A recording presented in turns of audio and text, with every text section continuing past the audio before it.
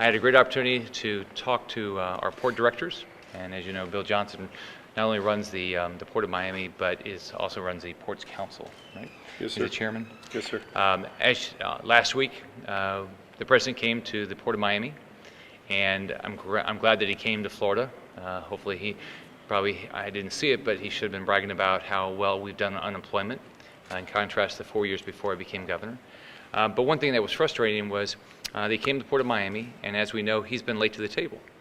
He's been late to the party of bringing the investment into the ports that the federal government should have been doing in the past. The $77 million at the Port of Miami, the $36 million at Mile Point in Jacksonville. So I'm hoping that when he came down there, he had a discussion with Bill, and we'll come up with that money and give it to us so we can invest more money in our ports.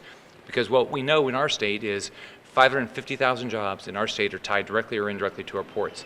Port of Miami by itself has over 200,000 jobs tied to that port. So, I don't know, Bill, you want to add anything? No, we're very fortunate that we have great leadership with our governor, Rick Scott, and the Florida legislature has come around. So the last 2 years have been phenomenal, not just for Florida ports, but for any of us in trade. And of course, Florida is a trade state, international trade. So to have the leadership that we have here in Tallahassee with our governor has been instrumental. If it weren't for the state of Florida, with the governor's support, stepping up on the $77 million for Port Miami Dredge, that project would not be breaking ground come June. So, you know, we in this state, and specifically I at Port Miami, really, Governor, we're very thankful and very appreciative. That's the kind of leadership we need here, but we need to start getting this kind of strong support out of our nation's capital. I'm glad to answer any questions anybody has.